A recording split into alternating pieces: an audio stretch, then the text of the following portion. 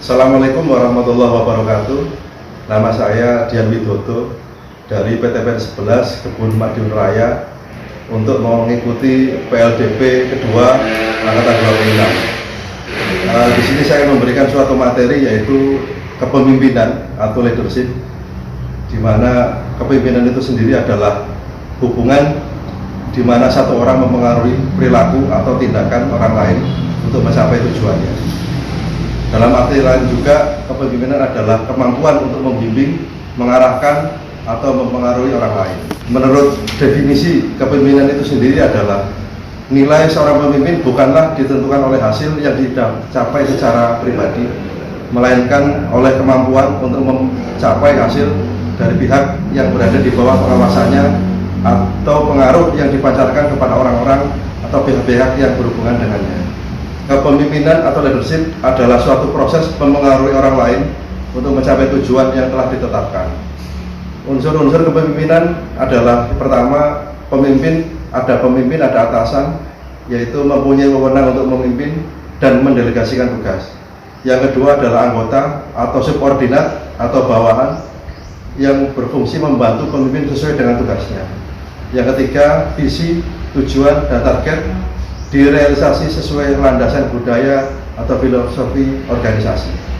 Selanjutnya, konsep kepemimpinan dan peran pemimpin dalam pencapaian kinerja dan pengembangan individu. Sebelum Anda menjadi seorang pemimpin, kesuksesan adalah segalanya untuk tumbuh dari diri sendiri. Sewaktu Anda menjadi seorang pemimpin, kesuksesan adalah segalanya untuk kepentingan orang lain. Kembali lagi, definisi kepemimpinan menurut Davis 1977, kemampuan menggerakkan orang lain mencapai tujuan yang sudah ditentukan dengan penuh semangat atau passion.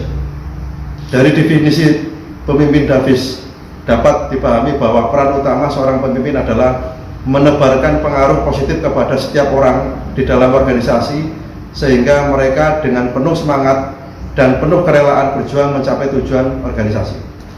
Selanjutnya, peran pemimpin adalah yang diharapkan dari setiap pemimpin adalah ada 4 hal.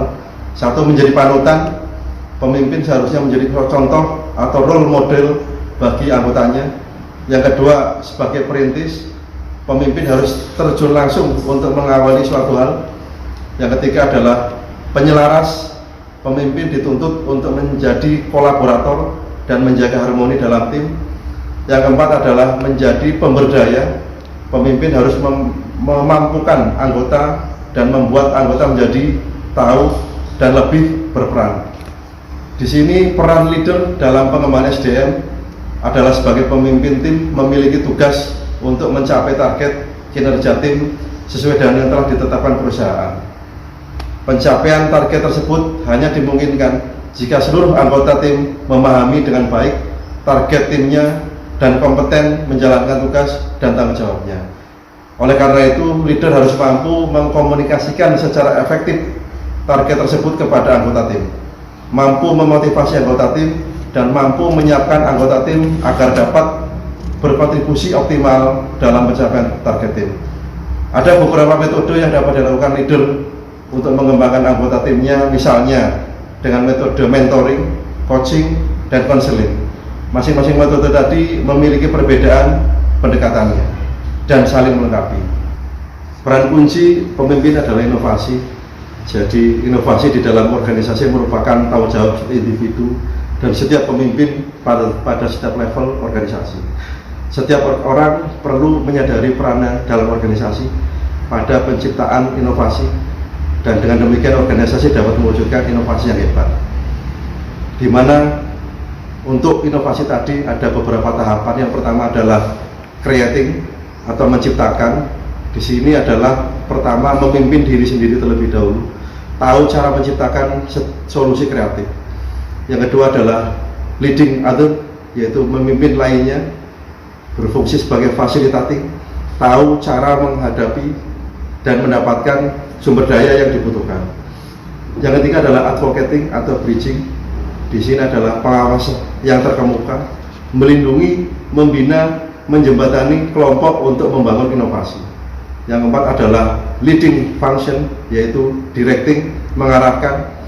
pemimpin harus memberikan arahan yang jelas tentang cakupan inovasi. Yang 5 adalah organisasi terkemuka. Di sini adalah forestry, membina, menjaga dan menumbuhkan budaya dan perilaku inovatif.